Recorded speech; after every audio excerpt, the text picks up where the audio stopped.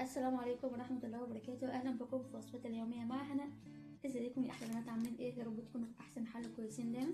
فيديو النهاردة مشتريات، بس عاوزة أقول لكم إن المشتريات دي مش بتاعتي أنا، بتاعت سلفتي، بس أنا طلبت منها إن أنا أصورها لأن في ناس كتير بتحب المشتريات.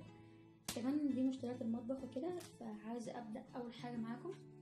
ده ثبت هي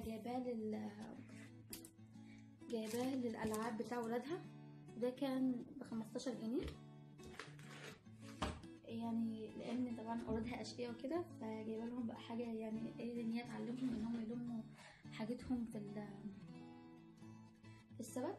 كمان المناديل، يعني انا دايما بجيب المناديل، وكمان هي بتجيب منهم عشان اولادها وكده. ده كان ب21 جنيه. المناديل اللي هي المبلله كان ب5 جنيه برضه. بتحب تجيب الحاجات ديت لبنتها الصغننه وكده، يعني تحطها في شنطتها. كمان فرشة المواعين، كانت جايبة 3 بس هي استخدمت واحدة، وفضلت جايبة واحدة فرضانية. ده كانت ب7 جنيه.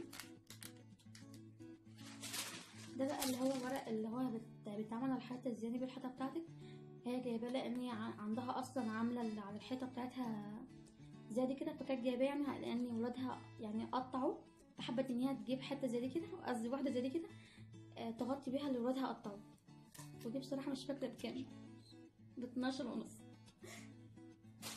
هي طبعا طلعت على التلاجة.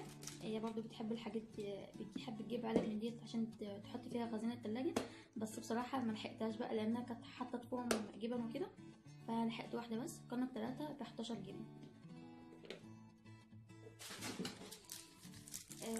دي بقى يا بنات هي ستيكر، مش عارفة اسمها ايه بالظبط، بس حلوة قوي قوي. أنا كنت جايباها وعاملاها عندي على التلاجة، بتدي منظر حلو قوي، احسن من انك تجيبي بقى اللي هي التفاح والقلوب والحاجات دي كلها. لا، دي حاجه رقيقه جدا على الثلاجه، عامله منظر حلو قوي قوي. ودي كانت ب5 جنيه. يعني هبقى اوريكم ان شاء الله لما اجي اعمل تنظيف الثلاجه، هعمله قريب، هتعجبكم قوي يعني. او ممكن تحطوها على الحيطه، بس ما انصحكوش تحطوها على الحيطه لان اللي هو اللون الاحمر طبع على الحيطه عندي يعني. ده طبعا قلم التزيين التورته اللي ممكن تكتبي على التورته.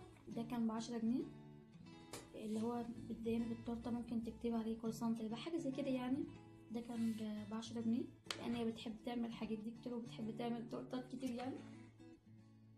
كمان هي جايبه الطبق دوت للعجين، بتحب تعجن فيه مثلا عجينه بيتزا، اي حاجه، تغسل فيه رز، فاكهه، اي حاجه زي كده. وده كان ب7 جنيه. وده طبق مصفى، جايباها تصفي بيها لما تكون خضار، برتقان، اي حاجه فاكهه يعني. ده كانت ب3 جنيه ونص.